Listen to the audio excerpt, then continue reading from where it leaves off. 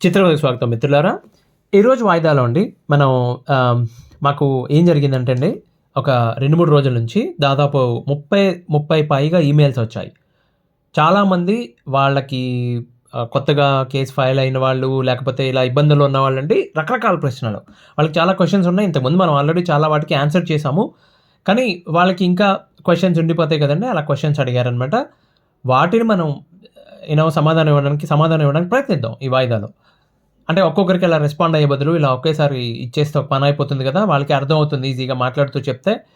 అయితే నేను repeated questions తీసేసండి. ఆ లిస్ట్ ఆఫ్ క్వెషన్స్ వాళ్ళు అడిగిన ఈమెయిల్ నుంచి ప్రిపేర్ చేశాను. దాని నుంచి మనం ఒక్కొక్కటి చూద్దాం. ఇప్పుడు మొదటిది ఆయన ఏం అడిగారంటే అండి, 498 ఫైల్ చేశారండి. చార్జ్ షీట్ ఇంకా కంప్లీట్ అవ్వలేదు. ఇప్పుడు చార్జ్ షీట్ అయినప్పుడు వాళ్ళ పేరెంట్స్ పేర్లు గానీ, ఈయన పేరు గానీ అసలు కంప్లీట్‌గా చార్జ్ షీట్‌లో లేకుండా తీసేయడం వీలవుతుందా? Can we talk to police officer? Okay. దీనికి సమాధానం ఏంటంటే, మీరు మాట్లాడొచ్చు. పోలీస్ ఆఫీసర్‌తో మాట్లాడొచ్చు. ఛాన్సెస్ ఆర్ 20% 10% ఛాన్సెస్ ఉంటాయి. ఎవరివి పేరెంట్స్ పేర్లు తీయడానికి. A1 పేరు ఏదైతే ఉందో, మీ పేరు తీయడం అంటే కేస్ కొట్టేయడం అనమాట. ఫాల్స్ కేస్ అని చెప్పి రిఫర్ చేయడం. అంత ఈజీగా జరిగే వ్యవహారం కాదు. పేరెంట్స్ పేర్లు తీస్తారు. ఎప్పుడు? చాలా కండిషన్స్ ఉన్నాయి. ఎలా అంటే అండి, ఫస్ట్ వాళ్ళు ఇన్వెస్టిగేషన్ చేసినప్పుడు, వాళ్ళ దగ్గర కేస్ అయితే ఎవరేశారో, వాళ్ళ దగ్గర ఉన్న క్వెషన్స్ వాళ్ళ దగ్గర ఉన్న ఎవిడెన్స్ ఏంటి అనేది చూస్తారు. ఓకే. వాళ్ళు అలిగేషన్స్ చాలా క్లియర్‌గా ఉన్నాయనుకోండి. పలానా రోజున, పలానా టైంకి సో అండ్ సో డేట్ రోజున ఈ ఇన్సిడెంట్ జరిగింది. దాంట్లో మా అత్తగారు ఉంది, మా మామగారు ఉన్నారు. ఇట్లా ప్రాబ్లమ్ అయిందని చెప్పి చాలా క్లియర్‌గా వాళ్ళు వేసిన అలిగేషన్స్ ఉన్నాయనుకోండి. లేకపోతే వాళ్ళ దగ్గర ఏమైనా ఎవిడెన్స్ ఉన్నాయనుకోండి. ఆడియో రికార్డ్స్ కానీ, డైరెక్ట్ ఎవిడెన్స్ కానీ, ఇండైరెక్ట్ ఎవిడెన్స్ కానీ, సర్కమ్స్టెన్షియల్ ఎవిడెన్స్ కానీ, చూసిన వాళ్ళు గానీ, విన్న వాళ్ళు గానీ ఎవరైనా ఉన్నారనుకోండి, తీయటం కుదరదు. అసలు ఏ ఎవిడెన్స్ లేదు. Ground zero. జీరో ఎవిడెన్స్ అనుకోండి వాళ్ళ దగ్గర. వాళ్ళ నోటితో మాట్లాడుతున్న మాట తప్ప ఏ ఎవిడెన్స్ లేదు. ప్లస్ అలిగేషన్స్ కూడా జనరల్ అలిగేషన్స్ ఉన్నాయి. ఆదరణ కట్నం కోసం ఇబ్బంది పెట్టేవాళ్ళు, నన్ను సరిగ్గా చూసేవాళ్ళు కాదు, ఇంట్లోంచి బయటకు నెట్టేశారు, ఇలాంటివి మాత్రమే ఉన్నాయనుకోండి. అప్పుడు వారి పేర్లు తీయటం సులువు అవుతుంది పోలీస్ ఆఫీసర్ కూడా. అప్పుడు పోలీస్ వాళ్ళు ఒక మాట అంటారు. ఏంటంటే అండి, ఇప్పుడు మీరు మాట్లాడితే వినరు వాళ్ళతో. ఫస్ట్ మీ అడ్వకేట్ మాట్లాడితే తప్పితే, ఒక అడ్వకేట్ మాట్లాడితే తప్పితే వినరు. కాబట్టి త్రూ అడ్వకేటే వెళ్ళాలి మనం ఎప్పుడు కూడా. చార్జ్ షీట్ ఫైల్ చేసినప్పుడు నిజాయితీగా చెప్పండి. సార్, నిజంగా వాళ్ళన్న అలిగేషన్స్ ప్రకారం ఇవేమీ కాదు, అన్నీ అబద్ధం. Okay, simple. వాళ్ళకి కూడా మీరు కొంచెం హెల్ప్ చేయాలి. ఎలా అంటే అండి, ఇప్పుడు ఇప్పుడు గణపతి నవరాత్రికి ఫర్ ఎగ్జాంపుల్ సరౌండింగ్స్లో ఏదో గొడవ జరిగింది మా ఇంట్లో, లేకపోతే ఏదైనా రాశారనుకోండి. So you can showcase that, sir so and so date రోజున మా అమ్మ నాన్న ఇక్కడ ఉన్నారు చూడండి, ఇదిగో ఆంధ్రాలో ఉన్నారు, మేమేమో తెలంగాణలో ఉంటాం, లేకపోతే మేమేమో కర్ణాటకలో ఉంటాం, వీళ్ళు ఆంధ్రాలో ఉన్నారు, ఆ టైంకి అన్నది ఎవిడెన్స్ ఉంది ఇక్కడ నా దగ్గర. నేను ఫోన్ చేశాను, మా ఇంటికి కాల్ చేశాను, లేకపోతే మెసేజ్ చేశాను. ఆ రోజు మా మదర్కి నాకు, మా ఫాదర్కి నాకు జరిగిన వాట్సాప్ కాన్వర్జేషన్ ఉంది. ఆ రోజు గొడవ జరిగిందని వేరే ఎప్పుడు అంటున్నారు, అప్పటికి మీరు ఏదో ఒక ఎవిడెన్స్ అండి చూపించి అది అబద్ధం అని చెప్పి చూపించడానికి ట్రై చేస్తే, దాన్ని ఆధారంగా చేసుకుని వాళ్ళు పేర్లు తీసేసే ఛాన్స్ ఉంటుంది. 20% అని చెప్తున్నాను నేను, చాలా తక్కువ. వాళ్ళు ఏమంటారంటే, మనం పేర్లు తీసేస్తే మేమేదో మీ దగ్గర డబ్బులు తీసుకొని పేర్లు తీసేసామని చెప్పి హైకోర్టుకి వెళ్తారయ్యా వాళ్ళు అంటారు. సార్ వెళ్ళలేమండి సార్, మన దగ్గర ఎవిడెన్స్ ఉంది కదా, నేను నిజాయితీగానే ఉన్నాను కదా, నేను నా దగ్గర ఎవిడెన్స్ ఉంది కదా, హైకోర్టుకి వెళ్తే నేను హైకోర్టుకి వెళ్తాను, దానికి సమాధానం చెప్తాను నేనని చెప్పి చెప్పండి. వర్కౌట్ అవ్వలేదనుకోండి, అప్పుడు మీరు క్వాష్కి వెళ్ళండి. పేరెంట్స్ నేమ్స్ మీ దగ్గర ఉన్నాయి కాబట్టి ఎవిడెన్స్, పేరెంట్స్ నేమ్ తీసేయండి అని చెప్పి క్వాష్కి వెళ్ళండి. ఇదండి మీ ప్రశ్నకు సమాధానం. అర్థమైందని అనుకుంటున్నాను నేను. చార్జ్ షీట్లోంచి పేర్లు తీసేయచ్చా అన్నదానికి తీసేయచ్చు, 20% ఛాన్సెస్. ఏం చేయాలో. సో ఇప్పుడు నేను డివోర్స్ ఫైల్ చేయొచ్చా? ఓకే, ఆబ్వియస్లీ మీకు కలిసి ఉండే ఉద్దేశం లేకపోతే ఫైల్ చేయొచ్చు. సో ఆల్రెడీ కేసు ఫైల్ చేశారు కాబట్టి ఆన్ క్రూయాలిటీ గ్రౌండ్లో, లేకపోతే మీ దగ్గరికి వచ్చి మీతో కలిసి ఉండట్లేదు కాబట్టి డెజర్షన్ ఆర్ క్రూయాలిటీ గ్రౌండ్లో మీరు డివోర్స్ ఫైల్ చేయొచ్చు. ఓకే, ఒక్కసారి 498A అనే కేసు కోర్టుకు వెళ్ళిన తర్వాత కౌన్సిలింగ్ కానీ, మీడియేషన్ కానీ, మధ్యవర్తిత్వం చేయడానికి కానీ, సెటిల్మెంట్కి కానీ కోర్టు ప్రయత్నిస్తుందా? లీగల్గా, అఫీషియల్గా కోర్టుకి ఎప్పుడున్న ఆర్డర్స్ అండి, హై అండ్ అంటే సుప్రీంకోర్టు నుండి ఇప్పటి వరకు కూడా ప్రతి చోట ఉన్న ఆర్డర్స్ ఏంటంటే, ఎంతవరకు వీలైతే అంతవరకు భార్యాభర్తలు కలిపేయడానికి ట్రై చేయండి. చిన్న చిన్న సమస్యలు అయితే వాళ్ళని కలిపేయడానికి ట్రై చేయండి. వాళ్ళు ఆఫ్లైన్లో చెప్పే డిస్కషన్ అండి. మీకు తెలుసో తెలీదో, ఎవ్రీ క్వార్టర్, ఇన్ఫ్యాక్ట్ ఇప్పుడు మంత్లీ కూడా జరుగుతున్నట్టుంది, ఎవ్రీ క్వార్టర్ జడ్జెస్ మీట్ జరుగుతుంది. జడ్జెస్ అందరికీ కింద లెవెల్ జడ్జి దగ్గర నుండి, జూనియర్ జడ్జి దగ్గర నుండి, సెషన్స్ వీళ్ళ హైకోర్టు వరకు అందరు జడ్జెస్కి, ఇన్ఫ్యాక్ట్ సుప్రీంకోర్టు జడ్జెస్కి కూడా మీటింగ్ జరుగుతుంది వీళ్ళకి. సో వాళ్ళకి కూడా టార్గెట్స్ ఉంటాయి. టార్గెట్స్ అంటే మీ దగ్గర ఇంత వర్క్ పెండింగ్ ఉండిపోయింది, ఇంత బ్యాలెన్స్ చేసుకోండి ఇలా అని చెప్పి. అలాంటప్పుడు వాళ్ళకి ఇచ్చే ప్రిన్సిపల్స్ కొన్ని ఇన్స్ట్రక్షన్స్ ఎలా ఇస్తారంటే అండి, ఫ్యామిలీ కేసెస్లో యూ జస్ట్ ట్రై టు భార్యాభర్తలను కలిపేయండి, వీలైనంత వరకు కలిపేయండి. ఓకే, ఇదే చెప్తారండి వాళ్ళకి. సో వీలు కాని పక్షంలో సెటిల్ చేయండి, కనీసం వాళ్ళు అరే మాట్లాడుకుంటారు బాబు, సెటిల్ చేసేసుకోండి అని చెప్పి ఆ కేసు క్లోజ్ చేసి పాడేయండి మీరు. దాన్ని ట్రయల్ రన్ చేయడానికి ట్రై చేయొద్దని చెప్తారండి. అందుకే వాళ్ళు డిలే చేస్తారు, మాటకి కౌన్సిలింగ్ అంటారు, కూర్చోబెట్టి మాట్లాడండి అంటారు, అందుకే చెప్తారు వాళ్ళు. ఓకేనా? మీడియేషన్ ఉంటుందా? ఉంటుంది డెఫినెట్గా. మేము ఏదన్నా ఇంకో క్వశ్చను, 498A భార్య భర్త మీద వేసినప్పుడు తిరిగి భర్త భార్య మీద ఏదన్నా కౌంటర్ కేసెస్ వేయచ్చా? బోలెడని కేసెస్ వేయచ్చండి. ఇట్స్ లైక్ మీద డైలాగ్ ఉంటుంది, నేను ఒకడికి ఎదురెళ్ళినా వాడికే రిస్క్, వాడు నాకు ఎదురు వచ్చినా వాడికే రిస్క్ అని డైలాగ్ ఉంటుంది కదా. ఇక్కడ రెండిట్లోని మీకే రిస్క్. ఎందుకు? దానికి నువ్వు ఆఫీస్కి సెలవు పెట్టి కోర్టుకు వెళ్ళాలి, దీనికి నువ్వు ఆఫీస్కి సెలవు పెట్టి కోర్టుకు వెళ్ళాలి. వెళ్తారండి? లాయర్కి డబ్బులు ఇవ్వాలి, పిటిషన్స్, కౌంటర్స్, వాయిదాలు, దానికి తిరగాలి, దీనికి తిరగాలి, మ్యాండేటరీ అయిపోద్ది. మీరు బోనికి మళ్ళీ సాక్ష్యం చెప్పాలి, మిమ్మల్ని క్రాస్ ఎగ్జామినింగ్ చేస్తారు ఈ కేసెస్లో. అసలు ఫస్ట్ ఆఫ్ ఆల్ అంత తొందరగా తీసుకోరు కేసు, తీసుకున్నా కానీ ఇవన్నీ ఉంటాయి, వేస్తే మీకే నష్టం. ఇన్ఫ్యాక్ట్ మనకు టైం వేస్ట్, అంతే, డబ్బులు టైము అని వేస్ట్, దానివల్ల వచ్చేది ఏమి ఉండదు. సో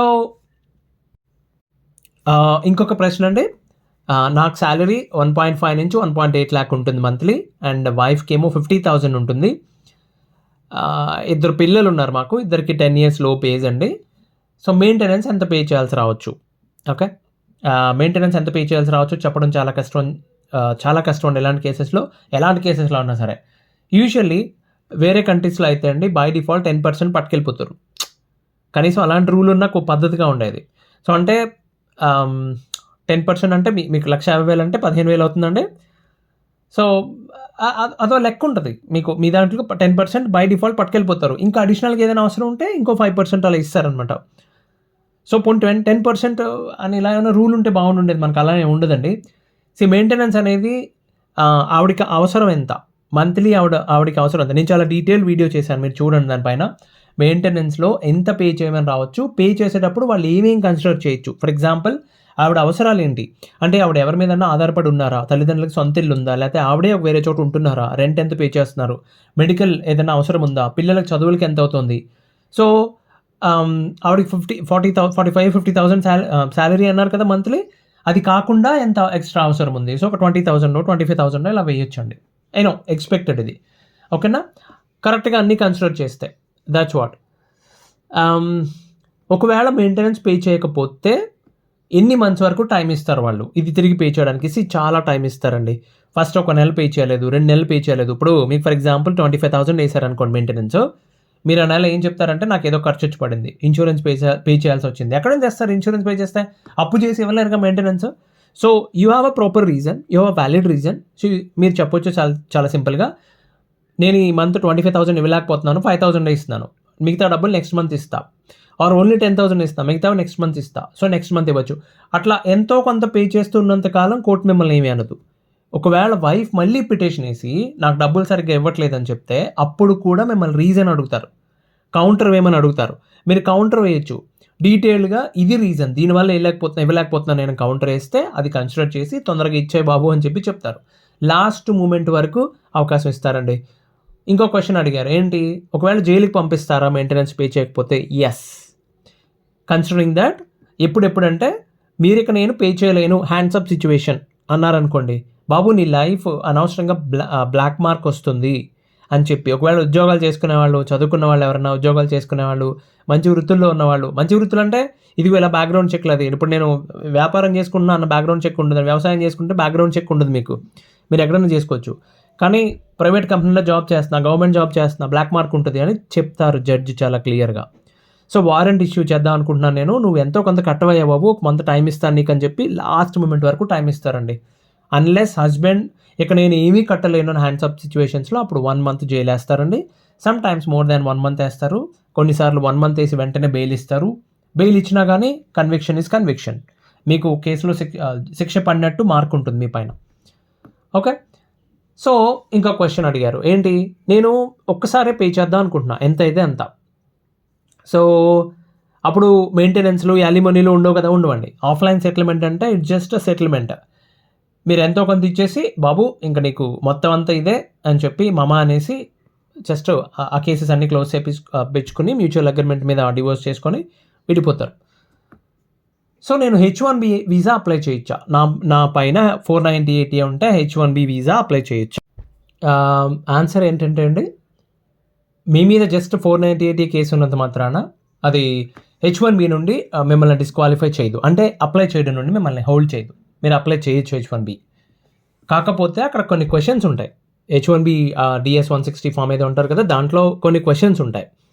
ఏంటి, మీరు ఎప్పుడన్నా మిమ్మల్ని ఏదైనా క్రిమినల్ కేసులో అరెస్ట్ చేయడం కానీ కన్విక్షన్ రావడం కానీ జరిగిందా అని చెప్పి, కేసు ఉందా, పెండింగ్ కేసెస్ ఏమన్నా ఉన్నాయని కూడా క్వశ్చన్ ఉండొచ్చు. మీరు అప్పుడు డిక్లేర్ చేస్తే అక్కడ 498 ఉందని చెప్పి డిక్లేర్ చేస్తే అక్కడ ప్రాబ్లం ఏమవుతుందంటే అండి, ఎక్స్ట్రా స్క్రూటినీ పడవచ్చు. అండ్ బ్యాక్గ్రౌండ్ చెకింగ్ ఒకసారి స్ట్రాంగ్గా చేయండి అని చెప్పి పడవచ్చు. ఆర్ డిలే జరగవచ్చు. వీసా ఒకవేళ ఇనీషియల్ సెలక్షన్లో జరిగినా, లాటరీలో సెలెక్ట్ అయినా కానీ వీసా ప్రాసెసింగ్లో డిలే జరగవచ్చు. తర్వాత అడ్మినిస్ట్రేటివ్ ప్రాసెసింగ్ హోల్డ్ చేసేయచ్చు, చెప్పలేం మనం. ఓకేనా? సో మీరు మరి బెస్ట్ ఏం చేయాలి అప్లై చేయాలంటే, మీ దగ్గర ఒకవేళ ఇమీడియట్గా క్వాష్కి అప్లై చేయండి. So that you have answer like no that's a false 498. నేను క్వాష్ కూడా అప్లై చేశాను చెప్పి మీ దగ్గర ఆన్సర్ ఉంటుంది. ఓకేనా? కానీ స్ట్రైట్గా చెప్పాలంటే ఆన్సర్ H1B బంగారులో అప్లై చేసుకోవచ్చు. ఎందుకంటే అరెస్ట్ అయితే ఏదైనా కేసులో, లేకపోతే ఏదైనా కేసులో కన్విక్షన్ వస్తే, అంటే శిక్ష పడితే తప్ప డిస్క్వాలిఫై చేయదు మిమ్మల్ని H1B అప్లై చేయడం దగ్గర నుండి. ఓకేనా? మరి ఇంకొక ఆయన క్వశ్చన్ అడిగారు. ఆయనట వాళ్ళ ఇంట్లో అన్నదమ్ములో సంథింగ్ అక్క చెల్లెల్లో గవర్నమెంట్ ఎంప్లాయ్. ఆయన కరెంట్లీ గవర్నమెంట్ ఎంప్లాయ్, గవర్నమెంట్ డిపార్ట్మెంట్లో పనిచేస్తున్నారు. వైఫ్ వచ్చి 498 ఫైల్ చేశారు. ఇప్పుడు ఈ ఫైల్ చేసినప్పుడు అండి ఏం జరగచ్చు, కాన్సిక్వెన్సెస్ ఏంటి, జాబ్కి ఏమైనా ప్రాబ్లం అవుతుందా? ఏదైనా క్రిమినల్ కేసు పెండింగ్ ఉన్నప్పుడు అండి, డైరెక్ట్గా ఒక పలానా చోట క్రిమినల్ కేసు పెండింగ్ ఉంది అని చెప్పి మీ డిపార్ట్మెంట్కి ఎలా తెలుస్తుంది? వాళ్ళకి ఏమీ రోజు బ్యాక్గ్రౌండ్ చెక్ చేయరు, ఆల్రెడీ మీరు జాబ్ చేస్తుంటే. ప్రాబ్లం ఎప్పుడు వస్తుందంటే, మీ వైఫ్ కానీ పోలీస్ ఇబ్బంది పెట్టి, పోలీసుని ఫోర్స్ చేసి, లేకపోతే ఆవిడే స్వయంగా వచ్చి మీ డిపార్ట్మెంట్లో కంప్లైంట్ ఇస్తే, ఒక లెటర్ రాసినా, పోస్టల్ డిపార్ట్మెంట్ నుంచి లెటర్ రాసినా చాలు. ఓకే, సో ఎంక్వైరీ చేయండి, ఇతను మీద క్రిమినల్ కేసు ఉంది, పలానా చోట పెండింగ్ కేసు ఉంది అని చెప్తే అండి డిపార్ట్మెంటల్ ఎంక్వైరీ ఇవ్వచ్చు. డిపార్ట్మెంట్కి రూల్స్ ఉంటాయి. Every department has own rules ఉంటాయి. గవర్నమెంట్లో అన్ని డిపార్ట్మెంట్లు ఒకలాగే పనిచేయాలని రూల్ ఏం లేదు. కొన్ని ఇప్పుడు రెవెన్యూ డిపార్ట్మెంట్ ఉంది, చాలా దానికి సపరేట్ ఉంటుంది. పోలీస్ డిపార్ట్మెంట్ ఉంటే జాబ్ చేస్తుంటే దానికి సపరేట్ స్టోరీ ఉంటుంది. డిపార్ట్మెంట్ని బట్టి కథ ఉంటుంది అనమాట. సో సస్పెన్షన్ అనేది ఆటోమేటిక్ సస్పెన్షన్ అనేది ఉండదండి. ఓకే, ఆటోమేటిక్ సస్పెన్షన్ ఎప్పుడు జరుగుతుంది? అరెస్ట్ అయ్యి 48 hours 48+ అంటే 2 days కంటే ఎక్కువ కనుక కస్టడీలో కానీ అరెస్ట్లో జైల్లో కానీ ఉంటే అప్పుడు సస్పెన్షన్ అనేది జరుగుతుంది. మీ జాబ్ ఎప్పుడు పోతుందండి? మీరు ఎప్పుడైతే కన్విక్షన్ వచ్చిందో, ఓకే, జాబ్ పోయే అవకాశాలు ఉంటాయండి. ఎక్విటల్ వచ్చిందనుకో, అంటే ఒకవేళ ఏ తప్పు లేదు, కేసు కొట్టేస్తా ఉంటే నీ రికార్డ్ చాలా క్లియర్ రికార్డ్, నీ ప్రమోషన్కి నీకు దేనికి ఇబ్బంది కాదు, అది నార్మల్ అయిపోతుంది, నీ రికార్డ్ మొత్తం క్లియర్ అయిపోద్ది అనమాట. అది ఎగ్జిస్టింగ్ గవర్నమెంట్ ఎంప్లాయీకి. ఒకవేళ ఎవరన్నా గవర్నమెంట్ జాబ్కి అప్లై చేస్తున్నట్టయితే ఇది కొంచెం కాంప్లికేటెడ్ అండి. మీరు డైరెక్ట్గా A1 అయినా A2 అయినా ఏదైనా కానీ కేసులో అంటూ ఉంటే కనుకండి కొంచెం ఇబ్బంది అండి. ఎందుకంటే మీ మీద మీరు గవర్నమెంట్ జాబ్కి అప్లై చేస్తున్నట్టయితే అప్లికేషన్లో చాలా క్లియర్గా అడుగుతారు, are there any pending criminal cases against you అని చెప్పి. సివిల్ కేసెస్ అయితే ఎవడ పట్టించుకోడు. క్రిమినల్ కేసు అనేసరికి ఏంటంటే డిస్క్వాలిఫికేషన్కి, అంటే అది కూడా డిపార్ట్మెంట్ని బట్టి ఉంటుంది. దెర్ ఆర్ సర్టన్ డిపార్ట్మెంట్స్ పట్టించుకోరు, ఇలాంటివి సీరియస్గా తీసుకోరు. కొన్ని డిపార్ట్మెంట్స్ కొంచెం సీరియస్గా తీసుకుంటారంటే డిస్క్వాలిఫై చేసేస్తారు. సో ఈజీ ఏంటంటే అండి, ఒకవేళ మీరు A1 కాకపోయినట్లయితే కనుక ఇమీడియట్గా క్వాష్కి అప్లై చేయండి. ఓకే, గవర్నమెంట్ జాబ్స్తో డీల్ చేసే వాళ్ళు ముఖ్యంగా మీరు చేయాల్సిన పనులు అసలు అరెస్ట్ లేకుండా చూసుకోవాలి. నేను చెప్పినట్టు 41 CRPC నోటీస్ త్రూ ఆ నోటీసు ఇచ్చి కేసు ప్రొసీడ్ అయ్యేటట్టు చూసుకోవాలి మీరు. Or otherwise anticipatory bail apply చేసుకోండి, ముందస్తు బెయిల్ అప్లై చేసుకోండి. ఒకవేళ మీరు A1 కాకుండా ఉన్నట్లయితే కనుక ఇమీడియట్గా క్వాష్కి అప్లై చేసుకోండి. ఓకే, క్వాష్ పిటిషన్ వేసి, బాబు నేను డైరెక్ట్ ఫ్యామిలీ కాదయ్యా బాబు, నేను ఎక్స్టెండెడ్ ఫ్యామిలీ, నేను ఇక్కడ ఉండను, అసలు నా మీద అనవసరంగా వేశారని చెప్పి క్వాష్ చేయడానికి ట్రై చేయండి. ఓకే, అన్నిటికంటే ఉత్తమం ఆఫ్లైన్లో సెటిల్మెంట్ చేసుకోండి. ఓకేనా? ప్రైవేట్ ఎంప్లాయీస్ పరిస్థితి ఏంటి మరి? ఇదే ఇంకొక ఆయన అడిగిన క్వశ్చన్ ఇది. సో నేను ఒక కార్పొరేట్ కంపెనీకి జాబ్ అప్లై చేస్తున్నాను. ఓకే, అతని మీద 498 కేసు ఉందంట, ఏం చేయాలి? ఓకే, సో బ్యాక్గ్రౌండ్ చెక్ జరుగుతుందండి. బ్యాక్గ్రౌండ్ చెక్ ఎలా జరుగుతుందంటే మీ మీద యూజువల్గా మీరు ఎక్కడైతే డీటెయిల్స్ ఇస్తారో, అడ్రస్ ప్రూఫ్ ఎక్కడైతే ఇస్తారో ఆ జ్యూరిస్డిక్షన్లో జరుగుతుంది. కేసెస్ ఏమన్నా ఉన్నాయా అని చెప్పి. ఎక్కడెక్కడ జరుగుతుంది? మీరు ఎక్కడ పుట్టారు, ఎక్కడ పెరిగారు, మీరు చదువుకున్నది ఎక్కడ, అండ్ దెన్ మీరు ఉద్యోగం చేస్తుంది ఎక్కడ. ఈ 3 ప్లేసెస్లో ఇన్ డెప్త్ చేసే వాళ్ళ గురించి చెప్తున్నాను నేను. సార్ నేను పుట్టింది భీమవరం దగ్గర, ఓకే అనుకోండి, ఫర్ ఎగ్జాంపుల్ భీమవరం దగ్గర పుట్టాను, 10th క్లాస్ వరకు భీమవరం లోకల్లోనే చదువుకున్నాను. అండ్ దెన్ గ్రాడ్యుయేషన్ వచ్చి వైజాగ్లో చేశాను ఆర్ విజయవాడలో చేశాను. అండ్ దెన్ జాబ్ చేస్తుంది బెంగళూరులో. సో వాళ్ళు ఎక్కడ చూస్తారు, బెంగళూరులో ఏ జ్యూరిస్డిక్షన్లో చేస్తున్నారు, ఆర్ బెంగళూరులో మొత్తం అన్ని కోర్ట్స్లోని మీ మీద ఏమన్నా పెండింగ్ కేసెస్ ఉన్నాయా, భీమవరంలో ఏమన్నా ఉన్నాయా, వైజాగ్లో ఏమన్నా ఉన్నాయో చెక్ చేస్తారు.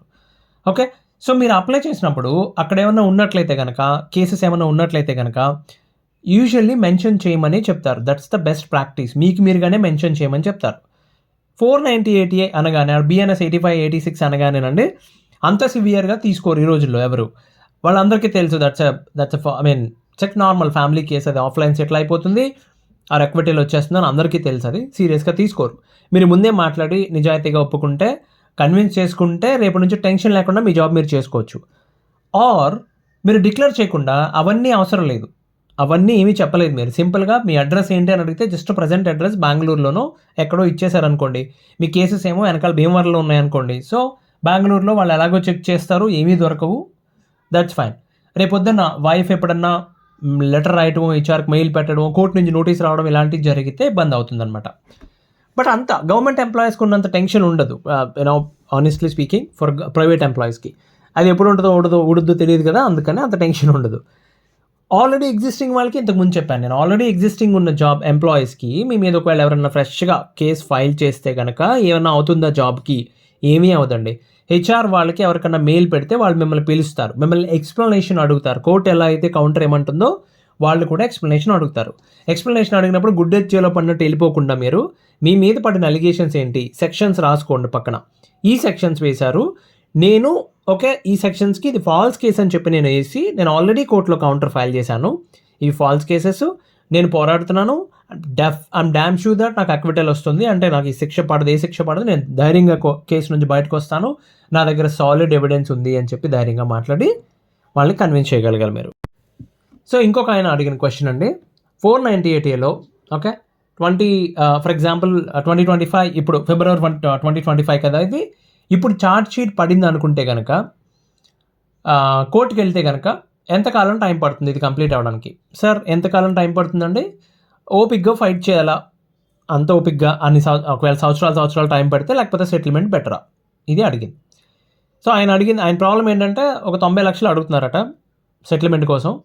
బాబు నా దగ్గర అంత లేవండి, నేను ఇవ్వలేనని, ఇప్పుడు నేను ఏం చేయాలి, ఇది అడిగిన క్వశ్చన్. సో నేనేమంటా అంటే అండి, 498Aలో ఎన్ని సంవత్సరాలు పడుతుందంటే, మీది రూరలా సిటీనా, హైదరాబాద్ ఆర్ ఏదైనా సిటీలో అయితే కనుక మినిమం 3 ఏళ్ళ నుంచి ఆ పైన అండి. 2016-17 కేసెస్ ఇంకా రన్ అవుతూనే ఉన్నాయి హైదరాబాద్లో. హైదరాబాద్ కోర్టులన్నీ అసలు ఫుల్గా దారుణంగా ఉంటుంది క్రౌడ్, మీరు చూస్తే పిచ్చెక్కిపోద్ది. శీతాకాలంలోనే మీకు అక్కడ చెమట పట్టేస్తుంది, అంతమంది క్రౌడ్ ఉంటారు ఫ్యామిలీ కోర్టు ముందు. సో కాబట్టి చాలా టైం పడుతుందండి, అంత తొందరగా అయిపోతుందని అనుకోకండి. 3 ఏళ్ళు మినిమం అండి. సో 7 years వరకు పట్టవచ్చు, చెప్పలేము మనం, మీ టైం బాగోకపోతే. సో మరి అంతకాలం ఓపిక్గా ఫైట్ చేయాలా? Do you have any option? మీ దగ్గర వేరే ఆప్షన్ ఉందా? లేదుగా. ఇదే ఫైట్ చేయాలి, లేకపోతే సెటిల్ చేసుకోవాలి, 2 ఆప్షన్స్. మరి సెటిల్ చేసుకోవాలి, అన్ని డబ్బులు లేవు, అన్ని డబ్బులు ఉండక్కర్లేదండి. యూజువల్లీ కట్నం ₹1,00,000 అడిగితే అండి, లక్షకి నేను మనకి గుండాట అని అంటారు మన ఏరియాలో, తెలుసా మీకు? 1కి 10, 1కి 10, 1కి 25, 1కి 25 అంటారు. ఇట్లా అడుగుతున్నారు డబ్బులు. ₹1,00,000 ఇచ్చినాడు 50 లక్షలు అడుగుతున్నాడు రిటర్న్ కట్నం. ₹1,00,000 కట్నం తీసుకున్నాడు సార్, సెటిల్మెంట్కి ఒక 50 ఇచ్చాను అంటున్నారు. 2 లక్షలు ఇచ్చిన వాళ్ళు ఈ లెక్కన ₹1,00,00,000 అడుగుతున్నారు. సో మొన్నెవరో పాపం 1,50,000 అడిగారు, కట్నం ఏం తీసుకోలేదట, 1,50,000 సెటిల్మెంట్ అడిగారు. ఇది వ్యాపారం అండి, ఇది ఏమన్నా? సో కాబట్టి సెటిల్మెంట్ అడగాల. కానీ అలా అడుగుతారు కానీ అండి, బేరం దగ్గరకు కూర్చుని మీరు ఎక్కడ వాళ్ళు ఎంత అడిగారండి దాంట్లో ఒక డిజిట్ తీసేసేయండి. 1,50,000 కదా అడిగారు వాళ్ళు, డిజిట్ తీసేయండి. ఒక డిజిట్ తీసేసి 15 లక్షలు బేరం మొదలెడితే ఒక 20కో 22కో తెగుద్దండి అది. మీరు పెంచొద్దు, వాళ్ళు వెనక్కి వస్తూ ఉంటారు. ఒక 80 లక్షలన్నా ఇవి, నేను 16 ఇస్తా, 16,35,315 రూపాయలు ఇస్తా, తీసుకుంటే లేకపోతే లేదు. ఇట్లా మెల్లిమెల్లిగా మీరు పెరగండి, వాళ్ళు మెల్లిమెల్లిగా తగ్గి ఒక అమౌంట్కి సెటిల్ చేసుకోండి. 90 అంటే 90 ఇవ్వాల్సిన అవసరం లేదండి, ఓకేనా? సో సెటిల్ చేసుకోవడం బెటర్ అండి. మీ దగ్గర ఒకవేళ డబ్బులు ఉంటే, ఏమాత్రం డబ్బులు ఉన్నా కానివ్వండి, సో సెటిల్ చేసుకోవడం ఉత్తమం. నన్ను అడిగితే ఇదే చెప్తా. ఓకే. అయితే ఇంకో క్వశ్చన్, అదే పర్సన్ ఇంకో క్వశ్చన్ ఏం అడిగారంటే అండి, ఒకవేళ అంటే పరిస్థితి ఏంటంటే అండి, ఈయన వైఫ్ మాట వింటుందంట. అంటే ఆవిడ వస్తాను, కొంచెం ఇంట్రెస్టింగ్గానే ఉంది, నేను వెనక్కి వస్తాను, ఓకే హ్యాపీగానే ఉందామని చెప్పి. బట్ వాళ్ళ పేరెంట్స్, అమ్మాయి వాళ్ళ పేరెంట్స్ ఇన్ఫ్లుయెన్స్ చేసేస్తున్నారంట అమ్మాయి డెసిషన్ని. వాళ్ళు రానివ్వట్లేదు వెనక్కి. ఏం చేయాలి? ఒకవేళ అలా వెనక్కి వస్తే ధైర్యంగా తిరిగి కలిసి కాపురం చేయొచ్చా? వెనక్కి వస్తేనండి, ఇలా చాలామంది ఆడపిల్లల విషయంలో ఇదే జరుగుతుందండి. పేరెంట్స్ ఎందుకో ఏమవుద్దో తెలీదు, ఆల్ ఆఫ్ ఏ సడన్ వాళ్ళని ఇన్ఫ్లుయెన్స్ చేసేసి వద్దు వద్దు వద్దు, డెసిషన్ వాళ్ళది, కాపురం వాళ్ళది. అరే మధ్యలో పిల్లలు ఉన్నారు మీకు మధ్యలో. ఒక్కసారి మీకు మధ్యన పిల్లలంటూ పుట్టుకొచ్చిన తర్వాత మీ తల్లిదండ్రుల మాట మీరు వినాల్సిన అవసరం లేదండి. అంటే వినాల్సిన అవసరం లేదంటే మంచి చెప్తే వినొచ్చు. బట్ మీ ఆలోచనకి, మీ నిర్ణయానికి వ్యతిరేకంగా వాళ్ళు చెప్పినప్పుడు మీరు అది చేయాల్సిన అవసరం లేదు. ఇప్పుడు మీరే తల్లిదండ్రులు, మీ పిల్లలకి మీరే తల్లిదండ్రులు. ఆ స్థానానికి ఆల్రెడీ వచ్చేసారు మీరు. మధ్యలో పిల్లల్ని పెట్టుకుని మళ్ళీ వెనకాల వాళ్ళ గురించి ఎక్కువ ఆలోచించకూడదండి. ఓకే, వాళ్ళ ఆలోచన విధానం వేరు. వాళ్ళ పిల్లల గురించి చూసుకున్నప్పుడు మీరు మీ పిల్లల గురించి కూడా ఆలోచించుకోవాలి కదా. సో ఒకవేళ వెనక్కి వస్తే ధైర్యంగా కాపురం చేయొచ్చా? ఓకే, ఇది 2 విషయాల మీద ఆధారపడి ఉంటుందండి. ఒకటి, మీ భార్య మనస్తత్వం ఎలాంటిది? ఆవిడ ప్రతి దానికి గొడవ పడే రకమా, లేకపోతే ఏదైనా ఒక పాయింట్ హర్ట్ అయిందని చెప్పి, లేకపోతే ఏదైనా నిజంగానే తప్పు జరిగి ఇంత గొడవ జరిగిందా? ఓకే, కావాలని గొడవ పెట్టుకునే రకమా? ఏది ఏమైనా సరే అండి, వెనక్కి వచ్చి ఇలా కేసెస్ వరకు వెళ్ళి కొన్నాళ్ళ కేసెస్ సాగి తిరిగి వచ్చి కాపురం చేసే పరిస్థితుల్లోనండి మీరు చేయాల్సిన అతి ముఖ్యమైన విషయం, ఫైనాన్షియల్ విషయాలకు దూరంగా ఉంచండి. అన్ని విషయాలు చెప్పాల్సిన అవసరం లేదు. అలాగే మీ ఆవేశాన్ని, కోపాన్ని కంట్రోల్‌లో పెట్టుకోండి. ఒకవేళ కావాలని తప్పు చేసినా, రెచ్చగొట్టినా, గొడవ వచ్చినా మీ ఆవేశాన్ని కంట్రోల్‌లో పెట్టుకొని 2 చేతులు ఎత్తి దండం పెట్టి నీకు అంత నచ్చకపోతే వెళ్ళిపో అని చెప్పండి తప్పితే ఎట్టి పరిస్థితుల్లోని బోర్డర్ క్రాస్ చేయొద్దు. మీ ప్రశ్నకి ఇది సమాధానం. ఎందుకు క్రాస్ చేయొద్దు అంటున్నానంటే అండి, ఆల్రెడీ కేసెస్ చుట్టూ తిరిగిన వాళ్ళకి ఎవిడెన్స్ ఎలా ప్రిపేర్ చేయాలి, ఏది ఇస్తే కన్సిడర్ చేస్తారు, ఏది కన్సిడర్ చేయరు, ఓకే పర్ఫెక్ట్ ఎవిడెన్స్ అంటే ఏంటి, కేసు ఫైల్ చేయడానికి కావాల్సిన మూల ఆధారం ఏమిటి, ముడిసరికి ఏంటి, అన్నీ తెలుసు. సార్ వెనక్కి వచ్చిన తర్వాత కొంచెం జాగ్రత్తగా ఉండాలండి. ఓకేనా? సో దాన్ని బట్టి మీరు నిర్ణయం తీసుకోండి. ఇదండి విషయం. ఇప్పటికింతే. సో మిగతా క్వశ్చన్స్కి తర్వాత ఇంకో వీడియో చేద్దాం మనం. అంతవరకు సెలవు. ధన్యవాదాలు.